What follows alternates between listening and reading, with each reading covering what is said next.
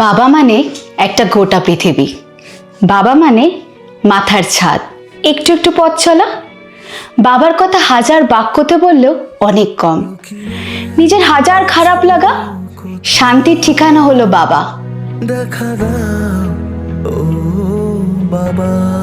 আজকের লেন্স কথা স্টুডিওতে কোনো খবরের আপডেট না, আজকে শুধু আড্ডা আড্ডার আড্ডা।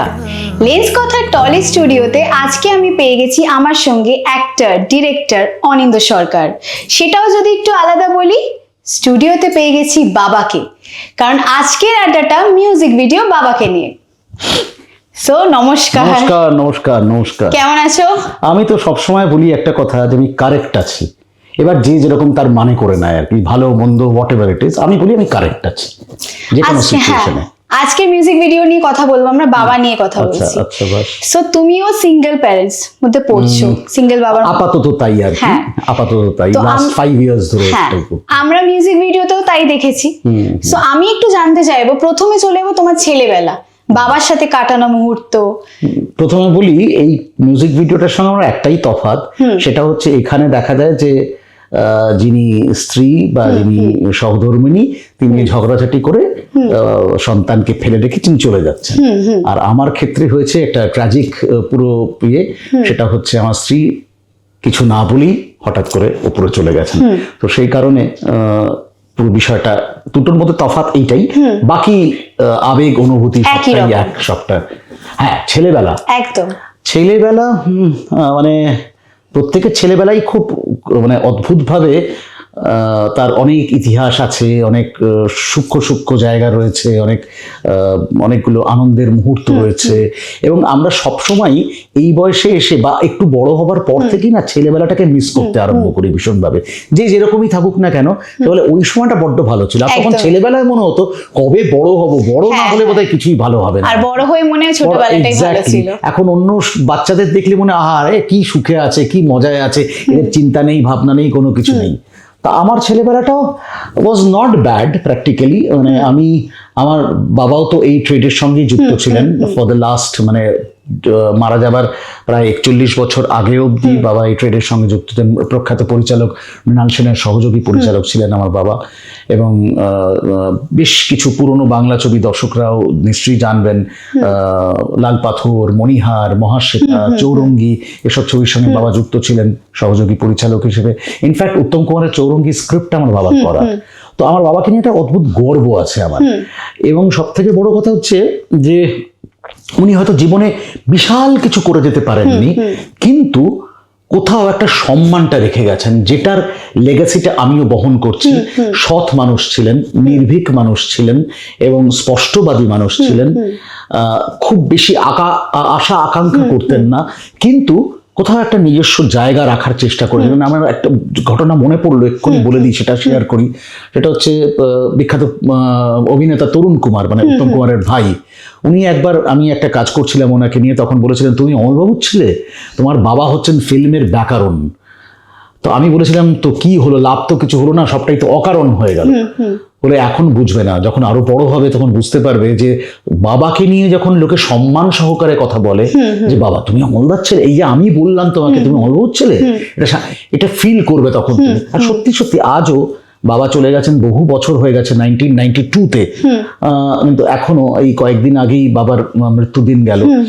তো এখনো ফিল করি যে বাবার অভাবটা সাংঘাতিক ভাবে রয়েছে। এবং এই যে আমি পরবর্তীকালে পরিচালক হয়েছি, বাবা কিন্তু মারা যাবার বেশ কিছুদিন আগে অন্য লোকদের বলতেন ও কিন্তু আমার থেকে আগে ডিরেক্টর হবে, ওর মধ্যে সেই স্পার্কটা রয়েছে। জানি না কি করতে পেরেছি, কিন্তু বাবার আশীর্বাদ আছে বলে এখনো লড়ে যাচ্ছি আর কি। বাবা মার জায়গাটা একটা আলাদাই অনুভূতি, এই জায়গাটা কেউ নিতে পারবে। একদমই তাই। এবার যদি আমি তোমার বলি, তুমি আর তোমার মেয়ে এখন একসাথে আছো, সেই খুনসুটি, সেই বন্ডিং নিয়ে যদি একটু আমাদের বলো। সত্যি কথা বলতে কি, একসাথে তো নেই আমরা, কারণ আমার মেয়ে থাকে কানাডা। আচ্ছা, সুদূর কানাডায়, ন্যাচারালি আসতেও পারে না। আমিও যদি, আমি গত বছর গিয়েছিলাম ওর কাছে, এই বছর একটা নতুন চাকরি জয়েন করেছে বলে এখন প্রবেশনারি পিরিয়ড রয়েছে, 6 মাস এখন ছুটি পাবে না। তো ট্রাই করছি যে এন্ড অফ দিস ইয়ার যদি ঠান্ডাটা বরদাস্ত করতে পারি, তাহলে হয়তো নিউ ইয়র্ক যাবো একসঙ্গে, ও তাহলে আসবে, কেন গত বছর আমাদের কানাডা এক্সপ্লোর করা হয়ে গেছে মোটামুটি। তো এবার ঘটনা হচ্ছে যে খুনসুটি ইত্যাদি বলতে গেলে এমনি মজা টজা হয়, কিন্তু আমার মেয়ে ম্যাক্সিমামটাই কিন্তু সাহচর্য পেয়েছে বা পুরো গাইডেন্সটা পেয়েছে মায়ের মায়ের কাছে। থেকে। তো সবটাই না মায়ের মতন ভীষণভাবে ওরকম কম্পোজ রকম। আমি যেমন ছটফটে মানুষ একটু, কিন্তু আমার মেয়ে খুব শান্ত ধীর স্থির। একটা এডুকেশনের প্রতি একটা অদ্ভুত তার তাগিদ রয়েছে, সেটাও মায়ের কাছ থেকে পেয়েছে। কেন my wife was principal of DPS new town pre primary সেকশনের। তো অ্যাকাডেমিক্সটা নিয়ে ওদের একটা অদ্ভুত নিজেদের গর্ব ছিল, নিজেদের একটা কি বলবো স্ট্যান্ড পয়েন্ট ছিল ভীষণভাবে। তো আমার মেয়েও সেটা পেয়েছে। তো যে কারণে হায়ার স্টাডিজ করতে আমি আটকাইনি ওকে। বললাম যে ডাউন দ্য লাইন এখন থেকে 20 বছর পরে হয়তো মনে করবে যে বাবা আছে বলে আমি হয়তো বিদেশ যেতে পারলাম না, আমার ক্যারিয়ারটা তৈরি করতে পারলাম না, আমি আর সেই দায়টা নেব না। আমি যতই কষ্ট হোক না কেন আমি ওকে সেই জায়গাটা দিয়েছি, let her build her own career. সেটা তো আমার কাছেও একটা গর্ব না? তো এরকম প্রচুর ইনসিডেন্ট রয়েছে। ছোট্ট একটা ইনসিডেন্ট বলি, যখন আর একটু বড় হয়েছিল, যখন ও কলেজে ভর্তি হবে, জিডি বিড়লায় পড়তো, সেখান থেকে সেন্ট জেভিয়ার্সে গেছে। এবং সেন্ট জেভিয়ার্সের প্রথম দিন আমাকে আমার স্ত্রী বললেন, তখন উনি ছিলেন আর কি, আমাকে বললেন যে তাহলে গাড়িতে করে ও চলে যাবে পার্ক স্ট্রিট। আলাম না, যদি ও কলেজ যেতে হয় ও মেট্রো করে যাবে বা বাসে করে যাবে, গাড়ি আমি প্রোভাইড করবো না। প্রত্যেকদিন গাড়ি দিয়ে আসবে, ওটা একটা অভ্যেস হয়ে যাবে। ওটাই একটা যে কষ্ট করে কিছু অ্যাচিভ করতে হবে। ওর জার্নিটা, ওর স্ট্রাগলটা এই মাত্র শুরু হয়েছে, আমরা ওকে কমফর্টটা দিয়ে ওটাকে আটকানো যাবে না। তো ওপেন জগতে মিশুকিয়ে, তো আমি প্রথম দিন যেহেতু চিন্তা না বা যাইনি কোনোদিন, আমি পার্ক স্ট্রিট অব্দি ওকে নিয়ে গেছিলাম মেট্রোতে করে। এবং আমি বারবারই বলছিলাম তুমি আইডি কার্ড ফার্ড সব নিয়েছো তো, রিকোয়ার্ড পেপারস। ফার্স্ট ডে ওরা দেখতে চাইবে, তখন তো স্টুডেন্টকে কেউ চেনে না। হ্যাঁ নিয়েছি, কনফিডেন্টলি খুব বললো টললো। এইবার গেটে আমি ওকে পৌঁছে দিলাম, পৌঁছে দিয়ে আমি আবার ব্যাক করছি। মাঝরাতে মাঝপথে আমার কাছে ফোন এলো, যে আমার মিসেসেরই ফোন এলো, প্রীতি আমাকে বললো যে প্রাপ্তি না আইডিটা নিয়ে যায়নি, ওকে ঢুকতে দিচ্ছে না। I became furious, বিশ্বাস কর। আমি বারবার বাড়ি থেকে 3-4 বার বলেছি, মানে এত ওভার কনফিডেন্ট। বললো হ্যাঁ আমি নিয়েছি, কোনো ব্যাপার নয়। তখন ওকে ঢুকতে দিচ্ছে না, তখন ও কান্নাকাটি করে ফোন করছে। তখন আবার সেই বাড়িতে এসে সেই জিনিসটা খুঁজে পেতে, তার ছবি তুলে তাকে হোয়াটসঅ্যাপ করে পাঠানো, তখন সেইটা দেখিয়ে। এটা আমার কাছে আমাদের একটা lesson, not for me also, to her also. ওর তারপর থেকে না সাবধানী হয়ে গেছে অনেকটা, যে না আমি এমন কিছু করবো না যেটার জন্য গন্ডগোল। যেমন এইবারে গত বছরের আগের বছর পুজোর সময় এসছিল, আসার সময় একটা কাণ্ড ঘটিয়েছে। যে ব্যাগের মধ্যে ল্যাপটপ ছিল, ওর অ্যাপেলের ল্যাপটপ, কেননা সব কনফিগারেশন একসাথে, ঘড়ি, মোবাইল ফোন মুক্ত। তো ওটা ল্যাপটপের সেই এর মধ্যেই ওয়াটার বটলটা ছিল, যেটা ঢাকনা ছিল, কিন্তু ঢাকনাটা কোনোভাবে খুলে যায়। পুরো ল্যাপটপটা জলে থই, এবং তার সব আইসি ফাইসি সব মাদারবোর্ড সব উড়ে যায়। ওটা কিছু করার নেই আর কি, মানে ফেলে দেওয়া ছাড়া কোনো রাস্তা থাকলো না। কিন্তু এসে আমাকে প্রচন্ড গিল্ট নিয়ে বললো আমি না একটা কাণ্ড বিচ্ছিরি ঘটিয়ে ফেলেছি, এরকম ব্যাপার এসে। তখন তুমি তাকে কি বলবে? কি আর করবো, কারণ এটা তো অ্যাক্সিডেন্ট, কিছু করার নেই। তো দিস আর দ্য ফ্যাক্টস, যেগুলো বড় হওয়ার পর। আর ছোটবেলাতে তো প্রচুর ইনসিডেন্ট, একটু মানে যেরকম বাবারা করে, একটু কাটল করতে যাওয়া, একটু চটকাতে যাওয়া, এরকম করো না, অমুক তমুক, সেগুলো চলতে থাকে। আর আমার বউ মাঝে মাঝে বলতো ওইখান থেকে বড় হচ্ছে, এরকম করো না, ওরকম করো। কিন্তু আমার কাছে আমার সন্তান যে, সে আমি না ডিসক্রিমিনেট করি না, whether it's a girl child or a boy child. আমি কখনো না, আমার এখনো মনে আছে যেদিন প্রথম হলো 5th ডিসেম্বর 2000 সালে। তো আমার খুড়শাশুড়ি আমাকে বললেন যে মেয়ে হয়েছে, মানে মুখটাই এরকম করুণ করে মেয়ে হয়েছে। আমি ততদিক উদ্ভাসিত হলাম, বাহ দারুণ হয়েছে, আমার ঘরে লক্ষ্মী এসেছে, খুব ভালো। মানে ওদের ধারণা হলো এখনো ছেলে জন্মালে একটা মানে বংশ, এখনো ট্যাবুটা রয়েছে কোথাও না কোথাও আমাদের সমাজে রয়েছে। আমি না এটার মধ্যে থাকতেই চাই না। আমার মনে হয় না, এই একটা মেয়ে অনেক কিছু করতে পারে, আর সত্যি তো করছে তারা। একদমই তাই, মেয়েরাও যে এখন পিছিয়ে নেই সেটা প্রত্যেকটা অনেক ক্ষেত্রে এগিয়ে যাচ্ছে, একদমই তাই, এগিয়ে যাচ্ছে তারা। তোমাকে আমরা খুব ছটফটে দেখি, কতটা স্ট্রিক্ট তুমি? আমি না কতগুলো অদ্ভুত সেগমেন্ট ব্যবহার করি। আমার যেখানে স্ট্রিক্টনেসের দরকার সেখানে আমি স্ট্রিক্ট, আবার যেখানে আমি একটু লিনিয়েন্ট সেখানে লিনিয়েন্ট। আমি যখন শুটিংও করি, আমি হাসতে খেলতে কখনো শীষ দিচ্ছি, কখনো ইয়ে করছি, মানে আমি you have worked with me, আমার পুরোনো দিন মনে পড়ে। আবার যখন বকার দরকার সেটা বকতেও হচ্ছে। আমি সবসময় আমরা আর্টিস্টদের বলি আমি 9,999 বার বোঝাবো, ওইটা আমার কাজ। আমি সবসময় বোঝাবো, তুমি বুঝতে পারছো, যদি না পারো আমি বারবার তো করে দেখিয়ে দেবো সবটা। কিন্তু যখন তুমি হ্যাঁ বুঝে গেছি, তখন ইউ হ্যাভ টু পারফর্ম, তখন তোমায় করতে হবে। সেটা যদি তুমি তখন বোকা বোকা ইয়ে করো, আর আমি না সত্যি কথা বলতে কি বোকা লোক একদম সহ্য করতে পারি না। আমার কাছে মনে হয় যদি শয়তান শত্রুও যদি হয়, যদি বুদ্ধিমান হয়, আমি তার সঙ্গে লড়ে নিতে পারি, কিন্তু বোকা লোক আমার একদম সহ্য হয় না। তো দিস আর থিংস আর কি। এবার আমি বাবাতে আসি, মিউজিক ভিডিও, বেশ বেশ একটা অন্যরকম কাজ তোমার, সেটা নিয়ে একটু শুনবো। মানে এটার না হঠাৎ করে যে অ্যাপ্রোচটা এলো আমার কাছে, প্রথমে রুমি বলল, রুমি তো প্রায় আমার কন্যা সম, ওর কাছে আমি বাবা খানিকটা, কেন ও নিজের বাবাকে হারিয়েছে বেশ কিছু কাল, তারপরে পরেও আমাকে পেয়েছে, এবং যে সম্মানটা একটা মেয়ে হিসেবে পাওয়া দরকার সমাজে, এবং যে ধরনের কি বলবো একটা ঘেরাটোপ দরকার, একটা মাথার উপর ছাদের দরকার, সেইটা আমার কাছ থেকে খানিকটা পেয়েছে। আমারও সেই স্নেহটা ওকে দিতে ভালো লেগেছে ভীষণভাবে। তো রুমি বললো যে বিতা সেরকম একটা গান ইয়ে করেছে, তো গানটার মেন আইডিয়াটা হচ্ছে বাবাকে নিয়ে, তো আমরা ভাবছি তুমি যদি পারফর্ম করো।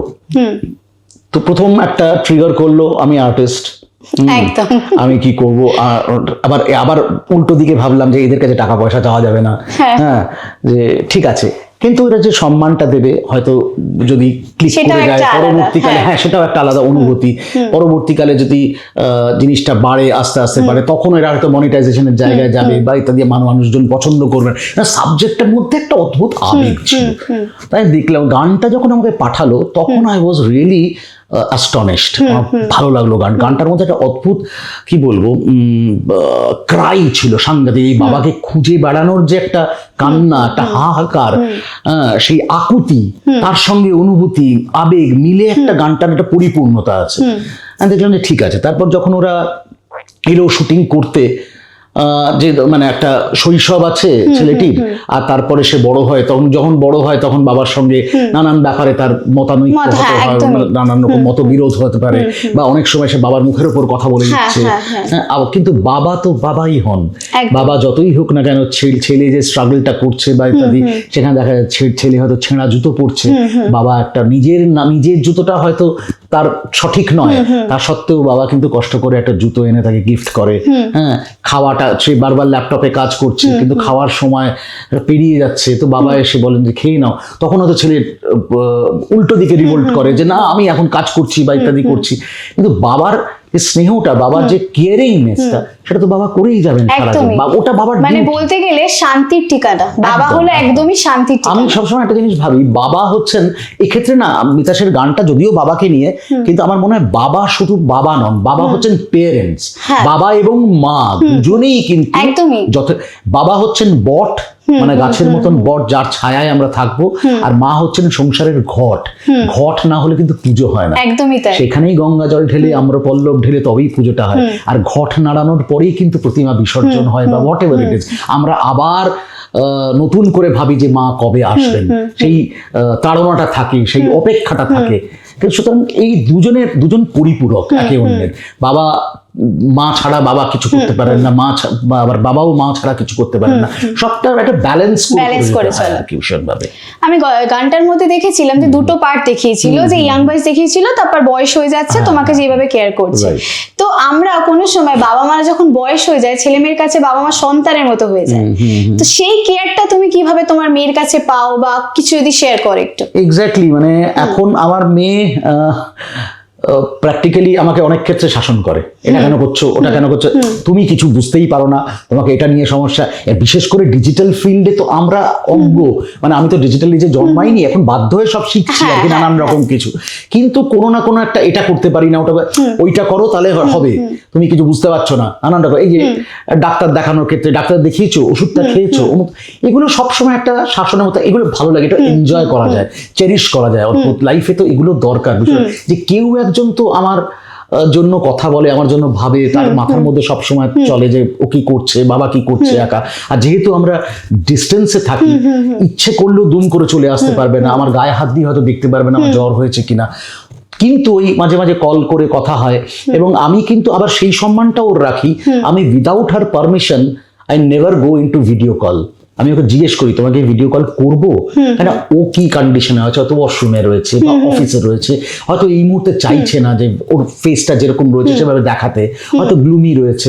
আমি কিন্তু জিজ্ঞেস করি সবসময়, কেন আমার মনে হয় যে কোনো সম্পর্কই হোক, যে কোনো মানুষের যাই কিছু হোক না কেন, তার মধ্যে সম্মানটা থাকাটা খুব দরকার। মিউচুয়াল রেসপেক্ট, স্বামী স্ত্রীর মধ্যে হোক, বন্ধু বান্ধবের মধ্যে হোক, বাবা এবং সন্তানের মধ্যে হোক, মায়ের সঙ্গে হোক, what ever, mutual respect is very required. রুমির কথা যখন বললে, রুমিকে তুমি সন্তানের মতো দেখো, রুমি তোমার সাথে অনেকগুলো কাজও করেছে, অ্যাসিস্ট করেছে, তাই তো? এবার তোমার ছাত্রী বলবো না সন্তান বলবো, তোমার সাথে কিন্তু পার্টও ছিল মিউজিক ভিডিও, সেই অনুভূতিটা কেমন? পার্টটা ছিল সেটা মানে খুবই সামান্য, সেটা একজন প্রয়োজন ছিল, যেহেতু রুমি অভিনেত্রী, ন্যাচারালি ওকে ওই জায়গাটাকে ও ফলো আপ করে নিয়েছে। কাজ যখন ও করতে এসেছিল আমার সঙ্গে, তখন practically I did not knew her. হ্যাঁ, হয়তো দেখেছি, আমার খেয়াল পড়েনি তখন। যখন কাজটা করতে আরম্ভ করলাম, I found her very sincere, very honest and dedicated to her work. তো সেটা আমার খুব পছন্দ হয়েছিল যে মেয়েটার মধ্যে, এবং স্বতঃস্ফূর্ত, চটপটে প্রচন্ডভাবে দৌড়ি করে একটা কাজ করে।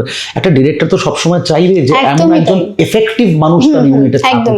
তো সেইটা ভীষণভাবে, যেমন একজন ডিওপি বা ক্যামেরাম্যান যেমন স্বামী স্ত্রীর মতন একজন পরিচালকের, তেমন বাকি সহকারীরাও তো একটা পরিবারের মতন হয়ে যায়। তো সেইটা খুব জরুরি ছিল, সেটা আমার রুমির মধ্যে পেয়েছি। ইনফ্যাক্ট পরের প্রজেক্টে হাউস থেকে অন্য কাউকে দিয়েছিল, আই প্রেফার্ড ফর রুমি যে না, ও কাজটা করলে আমার সুবিধা হবে। তো সেই কারণে রুমির সঙ্গে আবার বকা খেয়েছে, প্রচন্ড বকা খেয়েছে, কান্নাকাটি সাংঘাতিক। মানে আমি ওই জায়গাটা স্ট্রিক্ট, মানে আমি না মানে কোনো রকম বিচ্যুত হওয়া কাজ থেকে, সেটা আমি আমার নিজেও হই না কখনো, আর কেউ হোক সেটা আমি চাইবো না আর কি। তো সেই কারণে বাবাকে আবার পরে যখন ভালো কাজ করেছে তখন গিয়ে আদর করে দিয়েছি, বা কথা বলেছি যে কেন বুঝিয়ে দিয়েছি কেন এরকম। এবং একটা সময় বলেছি, তুই, ও তো কস্টিউমের তাই দেখতো, শুধু শুধু ধোপা বাড়ির মতন কেন একটা জায়গায় পড়ে আছিস, জামা কাপড় নিয়ে ফ্লোরে আসবি, ফ্লোরে এসে তুই কিউ দিবি, হাতে স্ক্রিপ্ট রাখ, স্ক্রিপ্ট রেখে দেখ, টিসি লেখ, অমুক কর তমুক কর। এগুলো করতে করতে করতে একটা জায়গা ওর উত্তীর্ণ হয়েছে। তবে ওর চিরকালের খিদেটা ছিল যে অভিনয় করব। তো সেটা এখন মানে খানিকটা সাকসেসফুল হয়েছে, কাজ করছে, আবার কাজ খুঁজছে, এখন সহকারী হিসেবে কাজ করতে চায়। ইনফ্যাক্ট আমার মনে হয় অন্য জায়গায় ও সহকারী হিসেবে কাজ খুব একটা করতে পারবে কিনা আমি সন্দেহ প্রকাশ করি, কেননা যে ফ্রিকোয়েন্সিটা, যে ধরনের স্কুলিংটা আমার কাছ থেকে পেয়েছে, অন্য জায়গায় হয়তো সেটা অতটা পাবে কিনা আমি আই ডাউট। তো আমি চাই ও জীবনে সাকসেসফুল হোক, অভিনয় যেটা ওর স্বপ্ন যে অভিনয় করে, কারণ ওর বাবা মা দুজনেই মানে শিল্পী মানুষ, তারা যাত্রার সঙ্গে যুক্ত ছিলেন। তো সেই কারণে আমার মনে হয় যে কোথাও যদি ও সাকসেসফুল হয়, সেটাও আমার কাছে একটা গর্বের বিষয় হবে। একদমই, খুব ভালো লাগলো আজকের আড্ডাটা। দর্শকদেরকে কি বলবে তুমি? প্রথম কথা হচ্ছে যে এই যে মিউজিক ভিডিওটা মিউজিকোহলিক মিতাস এই ইউটিউব চ্যানেলে আছে, এখানে আপনারা দেখতে পাবেন এই গানটা বাবা এবং বাবার সঙ্গে সন্তানের যে বন্ডিং, যে একটা অদ্ভুত আত্মীয়তা এবং রক্তের সম্পর্ক যে কত সাংঘাতিক জায়গায় যেতে পারে। বাবাকে যেমন সন্তান মিস করে, সন্তানও কিন্তু বাবাকে মিস করে, মানে উল্টোটাও হয় আর কি, মানে সন্তানও বাবাকে মিস করে, বাবাও সন্তানকে মিস করে। এবং এটা কমপ্লিটলি একটা সম্পর্কের জায়গা। আমি বেশ কয়েকটা জায়গায় মিউজিক ভিডিওটা করতে গিয়ে আমার নিজের হয়েছে যে আমার চোখ দিয়ে অটোমেটিক্যালি জল বেরিয়ে এসছে। মানে এমন সিকোয়েন্স ছিল, আমার সত্যি সত্যি আমাকে আলাদা করে, কেন আমি তো ফিল করি এই জায়গাটা, ওরাও, আমি সেই কারণে ওদেরকেও সাধুবাদ দেবো, দে সিলেক্টেড মি, কেন আমি ওই ডিস্টেন্সটা ফিল করি আমার মেয়ের সঙ্গে, সেটাই হয়তো কাজে লেগেছে, এখানে ট্রিগার করেছে আমার কোথাও একটা। তো এটা দেখুন আপনারা, আমার মনে হয় যে আপনাদের ভালো লাগবে, কেননা প্রত্যেকের পরিবারের গল্প, এটা প্রত্যেকের নিজস্ব গল্প, আত্মীয়তার গল্প, আমাদের রক্তের সম্পর্কের গল্প। তো এটা দেখলে আমাদের ভালো লাগবে। ভবিষ্যতে শুধু আমি নই, এই বাচ্চা বাচ্চা ছেলে মেয়েরা যারা কাজ করছে, মিতাস ইত্যাদি, তারা আরো অনুপ্রাণিত হবে। এরা শিল্পী মানুষ, তো মিতাস নিজে কম্পোজ করেছে, নিজে গানটা লিখেছে, সুর করেছে এবং গেয়েছে। মিতাস ওয়ান্ডারফুল সিঙ্গার, ওর মধ্যে সেই স্পার্কটা রয়েছে। I wish them together very nice journey, great future ahead. সবাই ভালো থাকবেন, ধন্যবাদ। লেন্স কথার টলি স্টুডিওতে এতক্ষণ আমার সঙ্গে ছিল ডিরেক্টর অ্যাক্টর অনিন্দ সরকার, আর টপিক কি ছিল বাবার মিউজিক ভিডিও নিয়ে। তো মিউজিক ভিডিওতে কি গান করেছে সেটা তো আপনাদেরকে বলতেই হবে, চলুন আলাপ করিয়ে দিই। লুকিয়ে আছো কোথায়, দেখা দাও ও বাবা, দূরে সরে গেলে কোথায়, দেখা দাও ও বাবা। কত যন্ত্রণার মিছিলে বুকেরই মাঝেতে আগলে রাখতে আমায়, কত জানা খাতে জর্জরিত তুমি বুঝতে দাওনি আমায়, লুকিয়ে আছো কোথায়, দেখা দাও ও বাবা। তোমার গান শুনে না সারা গায়ে পুরো কাটা দিয়ে উঠলো, Thank you. কারণ বাবার টপিকটাই এমন যে কিছু কি বলবো বুঝে পাই না আমরা। একদমই তাই। লেন্স কথার টলি স্টুডিওতে বাবার মিউজিক ভিডিও নিয়ে যে কথা হচ্ছিল, আর আপনাদেরকে বলেছিলাম আজকে আমার সঙ্গে কে রয়েছে, প্লেব্যাক সিঙ্গার মিতাজ ভট্টাচার্য। নমস্কার। নমস্কার। কেমন আছো? এই তো চলে যাচ্ছে। সো আমি জানতে চাইবো তোমার ছোটবেলার কিছু কথা, যেহেতু বাবার টপিক সেই হিসেবে। দেখো, ছোটবেলা তো বাবা মার সঙ্গে সকলের বড় হয়, এবং আমি জেনারেলি বাবা মার সঙ্গেই বড় হওয়া, কারণ বাবা যেহেতু মেডিকেল রিপ্রেজেন্টেটিভ ছিলেন, তো উনি শিফটিং জব ছিল ওনার, তো আমাদেরকে আলাদাই থাকতে হতো, মানে বাবা মা আমি। তো এই বাবাই বন্ধু মাই বন্ধু, মানে বাবার সঙ্গে ঝামেলা করছি, বাবার সঙ্গে ভালোবাসা, বাবাকে জড়িয়ে কাঁদছি, মাকে জড়িয়ে কাঁদছি। আর এর আগে মা বলে একটা গান রিলিজ করেছিলাম আমি, আর এখন বাবা করলাম। তো যাদেরকে ছাড়া আমাদের জীবন অচল, অসম্পূর্ণ, তাদেরকে নিয়ে তো কিছু ভাবা উচিত। একদমই তাই। এবং আমাদের এখানে দাঁড়িয়ে মা নিয়ে অনেক গান হয়েছে, হিন্দিতেও হয়েছে, বাবা নিয়ে গান খুব কম। একদমই, বাবা নিয়ে খুবই কম গান। তা আমি তাই জন্য ভাবলাম যে এটা বাবা নিয়ে একটা গান লিখি, বানাই। তো দেন বানিয়ে ফেললাম। ডিরেকশন কে দিয়েছে? ডিরেকশনের ব্যাপারে একটু শুনি। মানে মনীষা পাল, খুবই ভালো ডিরেক্টর। উনি রিসেন্টলি শিউলিতেও কাজ করলেন, শিউলি বলে একটি সিনেমা রিলিজ হলো, এবং ওনার ডিরেকশনের মানবী বলে একটি শর্ট ফিল্ম আছে, যেটা অ্যাওয়ার্ড পেয়েছে সিনেমাটা। বাদ বাকি পুরো টিমকে আমি অনেক অনেক ধন্যবাদ বলবো না, ভালোবাসা জানাবো, কারণ হচ্ছে যারা না থাকলে বাবা তৈরি হতে পারতো না। যেমন হচ্ছে আমি গানের দিক দিয়ে বলি, মিউজিক টিম আমার, মানে বিট্টু, সায়ন, ওর মানে কাকিমার কন্ডিশন খুব একটা ভালো না শরীরের, সেই নিয়েও ও যেভাবে কাজটা করেছে, এবং একটা ডেডলাইন মেনটেন করে আমাদের কাজ করতে হয়েছে, কারণ জানো নিশ্চয়ই যে জিও সাবন, স্পটিফাই, গানা সব জায়গায় স্ট্রিমিং করাতে গেলে মিনিমাম 15 দিন হাতে টাইম নিয়ে আমাদের কাজ করতে হয়। তো খুব ডেডলাইন ছিল, মানে আমার একটা অ্যাক্সিডেন্ট হয়েছিল পায়ে, তো আমি দাঁড়াতে পারছিলাম না, ও মানে সবকিছু বাধা বিপত্তি পার করে করেছে। বিট্টু, কৃষ্ণেন্দু দুজনেই খুব হেল্প করেছে। এবার যদি আসি ভিডিওতে, মনীষাদি, আমাদের সকলের প্রিয় অনিন্দদা, এত ভালো অভিনয় করেছে, আলাদা করে কিছু বলার নেই। মানুষটাকে আমার টিমে পেয়েছি, আমি সত্যি গর্বিত, ধন্য, আমি অনেক আপ্লুত অ্যাকচুয়ালি। রুমি ছিল, রুমি তো সবসময় আছেই, ও তো মেরুদণ্ড আমার, ও তো থাকবেই। অপুদা এডিট করেছে, সৌরভ ডিওপি ছিল, সৌরভ অধিকারী। আর স্পেশাল থ্যাংক ইউ আমি দুজনকে জানাবো।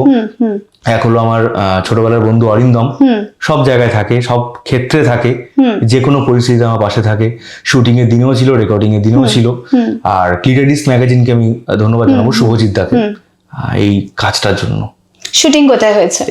এবং সব থেকে বড় কথা, আমি সব থেকে বেশি ধন্যবাদ এবং ভালোবাসা জানাবো হচ্ছে তোমাদেরকে, মানে যারা অডিয়েন্স, কারণ তোমরা না থাকলে গানটা বানিয়ে কোনো লাভ হতো না। তোমরা দেখেছো, ভালোবাসা দিয়েছো, আজকে আমাকে আমন্ত্রণ জানিয়েছো আমাদেরকে। আর আমাদেরও ভালো লাগছে তুমি লেন্স কথা টলি স্টুডিওতে এসেছো, আমরা একটু আড্ডা দিতে পারছি, এমন একটা সাবজেক্ট নিয়ে আমরা আড্ডা দিতে পারছি যেটা আমরা কি বলবো, কোথা থেকে শুরু করবো আর কোথায় শেষ করবো বুঝতেই পারি না, কারণ এতটা কম বাক্যে আমরা শেষ করতে পারি না বাবা ওয়ার্ডটা। একদমই তাই।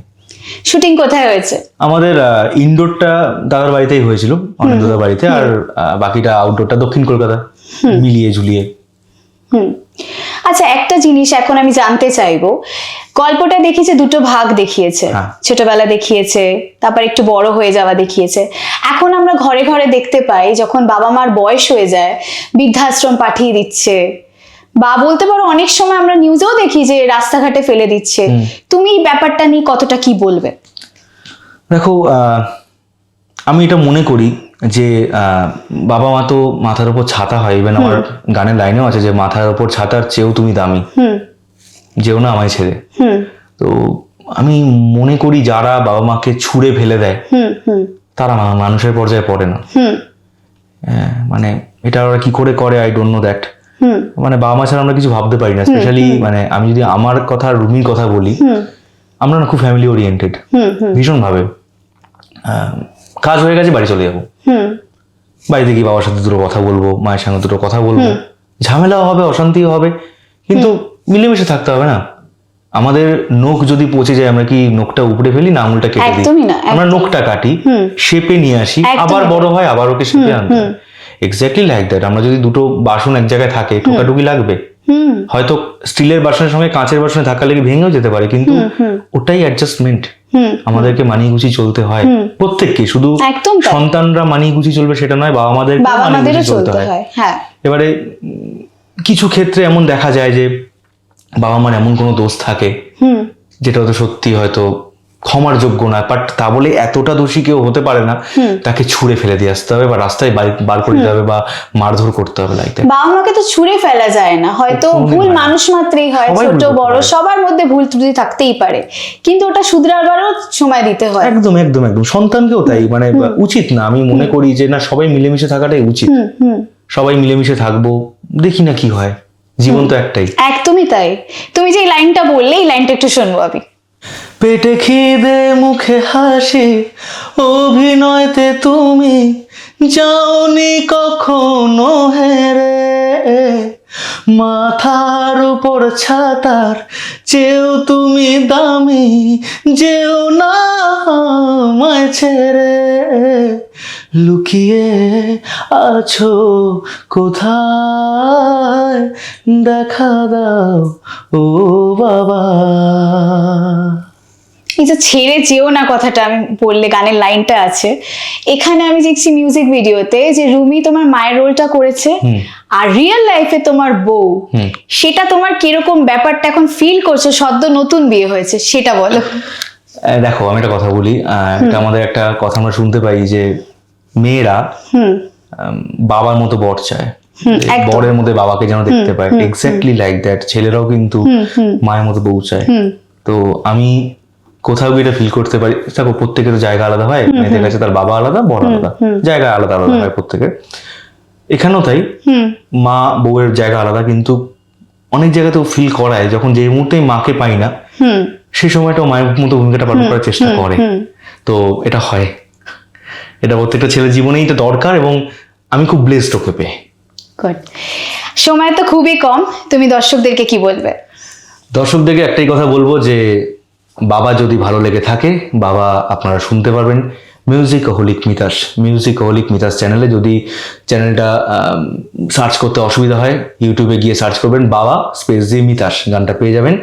গানটা যদি ভালো লাগে তবেই কিন্তু চ্যানেলটা সাবস্ক্রাইব করবেন, লাইক করবেন এবং শেয়ার করবেন। যদি ভালো না লাগে একটা কমেন্ট করে দেবেন অবশ্যই। ভালো নিশ্চয়ই লাগবে, ভালো লেগেছে, আমাদেরও ভালো লেগেছে, তাই আজকে আমরা আড্ডাটাও দিচ্ছি। একদম একদম। সো লেন্স কথা স্টুডিওর তরফ থেকে, টলির তরফ থেকে তোমাকে এটা thank you so much, thank you. অবশ্যই দেখবেন বাবা, কারণ বাবা তো আমারও আছে, আপনারও আছে, সবার আছে, কিন্তু অনুভূতিগুলো একটু একটু আলাদা। দেখবেন মিতাসের করা গান বাবা, আর অনিন্দদার অসাধারণ পারফরমেন্স বাবা। সময় বলছে এখানে থামতে হবে। আশা করছি আপনাদের আজকে এই আড্ডাটা খুব ভালো লাগলো। ফিরে আসবো লেন্স কথা টলির নানান আপডেট নিয়ে। লাইক করুন, কমেন্ট করুন, শেয়ার করুন আর সাবস্ক্রাইব করুন।